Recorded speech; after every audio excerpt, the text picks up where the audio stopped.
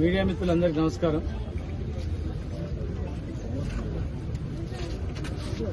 నిన్న మాగనూరు స్కూల్లో జరిగినటువంటి సంఘటన చాలా దురదృష్టకరం, చాలా బాధాకరం.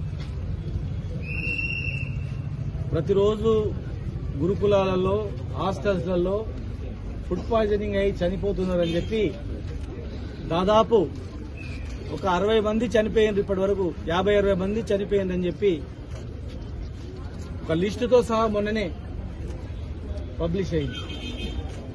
మరి ఇంత జరుగుతున్నా కూడా కనీస జాగ్రత్తలు పాటించకుండా చిన్న పిల్లల పెట్టే ఫుడ్లో కూడా, ఆహారంలో కూడా మరి దాదాపు 550 మందికి ఫుడ్ పాయిజనింగ్ అయిందంటే పొరపాటున అంతమంది చనిపోయింటే వాళ్ళ తల్లిదండ్రుల పరిస్థితి ఏంది? ఎవరు బాధ్యులు? అసలు ప్రభుత్వం ఉందా లేదా అర్థమైతే లేదు. ప్రభుత్వం పని ఏం చేస్తుందంటే ప్రశ్నించేవాడిని గొంతు ఎట్లా నొక్కాలి, ప్రశ్నించేటోడిని జైల్లో పెట్టాలి, ప్రశ్నించొద్దు ఎవరు, మేము ఇష్టానుసారంగా చేస్తామంటే మేము ఊరుకోం. మేము ప్రజల గురించే తెలంగాణ తెచ్చుకున్నాం. పేద ప్రజల బతుకుల గురించే కష్టపడి, కన్నా కష్టాలు పడి, రేయింబగలు కష్టపడి ప్రాణాలు పోగొట్టుకుని తెలంగాణ తెచ్చుకున్నాం. మరి మేము తెచ్చుకున్న తెలంగాణలో తెలంగాణ ఇంకా బాగా చేస్తామని మీరు అధికారంలోకి వచ్చి ఇలా ఆ స్కూళ్ల పైన, హాస్టళ్ల పైన, పిల్లలు తినే ఆహారం పైన శ్రద్ధ వహించకపోవడం బాధాకరం. ఇంకా విచిత్రం ఏంటంటే 520 మందికి ఫుడ్ పాయిజనింగ్ అయి దాదాపు 15 మంది ఈ హాస్పిటల్కి వస్తే వీళ్ళ తినే ఫుడ్ లో కూడా రేపు ఈ రోజు మార్నింగ్ తినే ఫుడ్ లో కూడా పురుగులు వచ్చినాయి అంటే అసలు ఏమనుకోవాలి? ఇలా మేమంటే ఇగో వీళ్ళు ప్రతిపక్ష నాయకులు ఉట్టేదే దుమ్మెత్తి పోస్తున్నారు అంటారు. మీ ముందరిని అక్కడ నర్సుని అడిగినాం, సిస్టర్ అమ్మని అడిగినాం ఏం జరిగిందమ్మా అని. ఈ పేషెంట్లు ఎవరంటే వీళ్ళు ఫుడ్ పాయిజనింగ్ అయి వచ్చిండ్రు ఇక్కడికి. మరి మార్నింగ్ ఏం జరిగిందంటే వీళ్ళు తినే ఫుడ్ లో కూడా పురుగులు వచ్చినాయి, టిఫిన్ లో పురుగులు వచ్చినాయి, నేనే తీసి పడేసిన అన్నది. చిన్న పిల్లలు వాళ్ళు, అబద్ధం చెప్పాల్సిన అవసరం లేదు. 10 సంవత్సరాలు 6 సంవత్సరాల పిల్లలు వాళ్ళు. పిల్లల్ని అడిగినాం ఏమైందని. ఆ పిల్లల్ని అడిగితే ఆ పిల్లలు చెప్తా ఉన్నారు ఉదయం పురుగులు వచ్చినాయని, నిన్న ఏమైందంటే నిన్న పురుగులు వచ్చినాయని. మరి వీడికి ఎందుకు వచ్చిందంటే పురుగులన్నీ తిని మాకు ఫుడ్ పాయిజనింగ్ అయ్యి అందరం కక్కుడ కాళ్ళు అయిపోయి పడిపోయినాము, ఇది తీసుకొచ్చిర్రు. మళ్ళా ఉదయం చూస్తే మేము తినే టిఫిన్ మళ్ళా పురుగులు వచ్చినాయి అని చెప్పి. మరి ఎక్కడ పోతుంది ప్రభుత్వం? ఏం జరుగుతుంది? ఎంత కష్టపడితే ఈ హాస్పిటల్ వచ్చింది?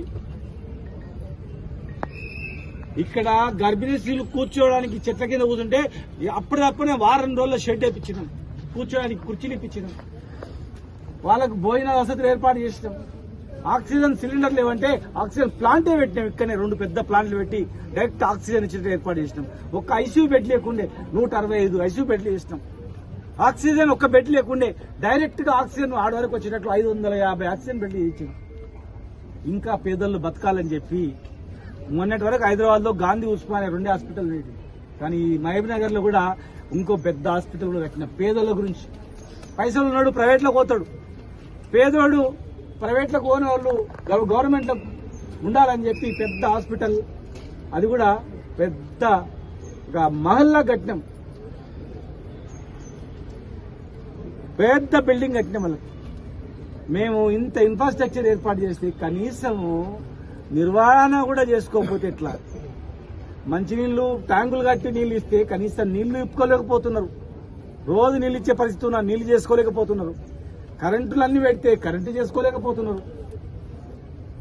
ఇలా చిన్న పిల్లలకు తినే ఆహారం మండలానికి ఒక గురుకులం ఏర్పాటు చేసుకున్నాం. ఈ జిల్లాలో కొత్తగా 20-30 గురుకులాలు తెచ్చుకున్నాం. పేదలు తినాలి, చదువుకోవాలి, బాగుపడాలని. ఇవాళ గవర్నమెంట్ స్కూల్లో చదవాలంటే భయపడే పరిస్థితి వచ్చింది, హాస్టల్లో అంటే భయపడే పరిస్థితి వచ్చింది. హాస్టల్ సీటు గురించి మేము ఎవరం పోయినా మా సీటు కావాలి గురుకులాలు పెద్ద పోటీ ఉండేది. కానీ ఇవాళ పరిస్థితి చూస్తే మళ్ళా గురుకులాల మన పిల్లలని జాయిన్ చేస్తే వాడు ఏం ఫుడ్ తింటాడో, ఉంటాడో, వస్తాడో, ఏంటైనా వద్దు, ఇంటికాన్నే పెట్టుకున్న వాడు చదవాలి, లేకుంటే ఏదైనా పరిస్థితికి వాళ్ళు చేస్తా ఉన్నారు. ఇమ్మీడియట్ గా మేము చెప్తా ఉన్నాం, నిన్న జరిగిన బాధ్యులపైన కూడా విచారణ జరిపించాలి. మళ్ళా ఈ జిల్లాలో, ఈ రాష్ట్రంలో పునరావృతం కాకుండా ప్రభుత్వం బాధ్యత వహించాలి. ఇక్కడ ఈ హాస్పిటల్లో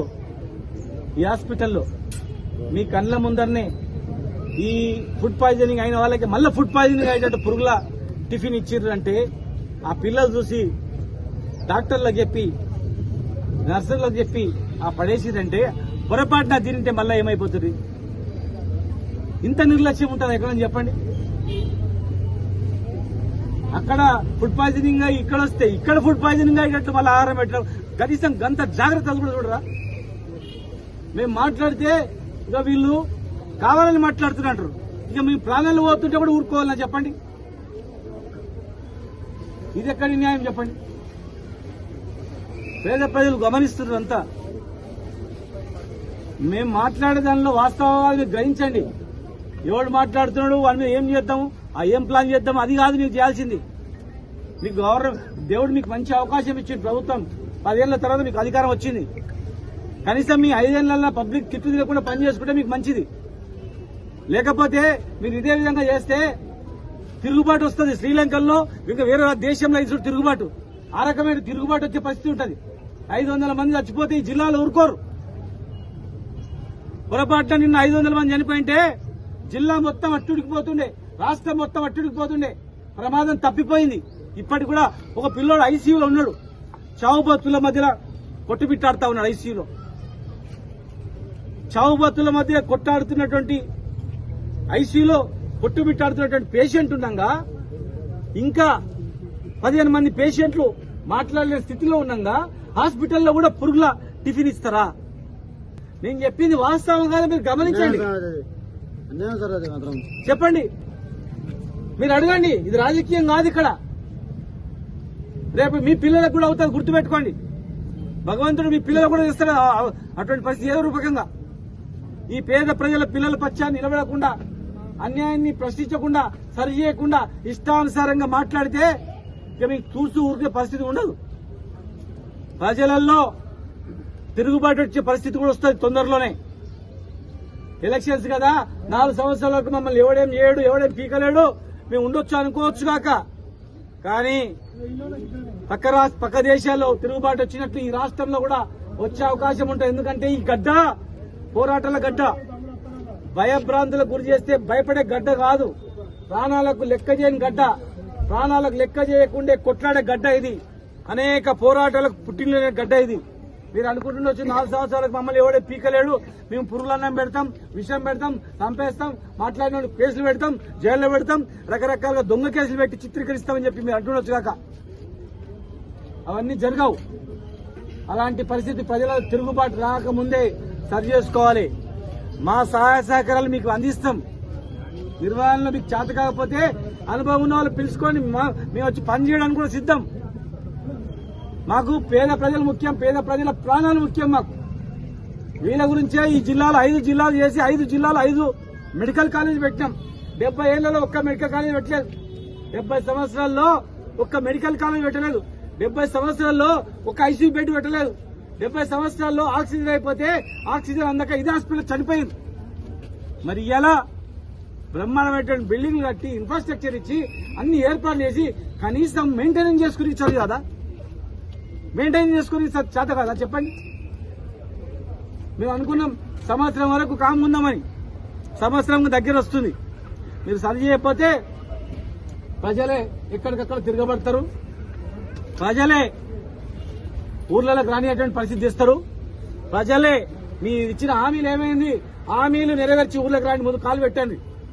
మీరే చెప్పింది, మీరు చెప్పినందుకు మీ వెంట వచ్చినాం. మరి ఉన్నదా ఊడ్చుకున్నదివా, 10,000 మొత్తం రైతు బంధువా, నాటేయడానికి పోతే 1000 రూపాయలు వచ్చేది, నాటేసే పరిస్థితి లేకుండా అయిపోయింది.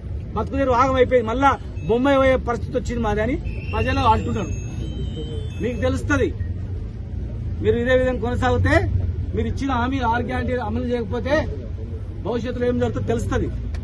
ఇలా నిర్బంధంల మధ్యలో నడపాలంటే ఎక్కువ రోజులు నడపలేదు. అది పద్ధతి కాదు. అది ఎవరైనా మీరు మాట్లాడేటప్పుడు వాస్తవాలు ఉంటే మీరు తీసుకోండి, వాస్తవాలు లేవనుకోండి ఖచ్చితంగా పక్కకు పడేయండి, పట్టించుకోకండి. మీరు గ్రహించండి. అట్లీస్ట్ మీరు మాట్లాడిన మాటలను వాస్తవమా కాదా వెరిఫై చేయండి. ఇక్కడ అదే పేషెంట్లకు పురుగుల అన్నం, పురుగుల టిఫిన్ ఇచ్చిరని చెప్తున్నాం. పురుగుల టిఫిన్ ఇచ్చినరా లేదా, పురుగులు వచ్చినవే లేదా ఉదయం ఏ పేషెంట్లు అయితే ఫుడ్ పాయిజనింగ్ అయి జాయిన్ అయినరో ఆ పేషెంట్లకు ఉదయం టిఫిన్ లో పురుగులు వచ్చినవే లేదా మీరే గ్రహించండి. ఒక కమిటీ వేయండి. ఆ పిల్లలను అభం శుభం తెలియని పిల్లలను అడగండి, పిల్లల తల్లిదండ్రులు అడగండి. పోని పిల్లల పిల్లల మీద మీకు నమ్మకం లేకపోతే కనీసం డ్యూటీలో ఉన్నటువంటి ఆ నర్సులను వాళ్ళని అడగండి. పుణ్యానికి పెడుతున్నారు రైడా, పుణ్యానికి దాన ధర్మం పెడుతున్నారు. టిఫిన్ డబ్బులు ఇస్తున్నాం కదా, దాన ధర్మానికి బిచ్చం వేస్తలేరు. మంచి ఫుడ్ పెట్టాలని చెప్పి బ్రహ్మాండమైనటువంటి ఫుడ్ డైట్ ఛార్జీలు పెంచి ఇచ్చినాం. మస్తు పైసలు ఇస్తున్నాం వాళ్ళకి, పేదలకు మంచి ఫుడ్ పెట్టమని. మీరేం జైల్లోకి ఎవడు పెడతలేడు ఇక్కడ. ఈ పేదవాళ్ళు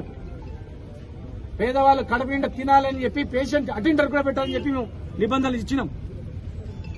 ఒక్క ప్రాణం గిట్ల ఏమైనా అయిందంటే మాత్రం మేము మాత్రం ఊరుకోం.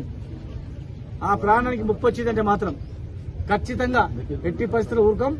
రామ్మోహన్ రెడ్డి గారు నిన్న పెళ్లిలో అక్కడ దూర ప్రాంతంలో ఉన్న రాత్రి బయలుదేరి పొద్దుగాలు రావడం జరిగింది. రాత్రి వద్దామనుకున్నాం, వారు అక్కడ అన్ని ఏర్పాట్లు చేసి ఫోన్లో వచ్చింది కనుక మరి మేము రావడం జరిగింది. మరి అక్కడ జరిగిన వివరాలు కూడా మరి మాజీ శాసనసభ్యుడు రామ్మోహన్ రెడ్డి గారు కూడా వివరిస్తారు.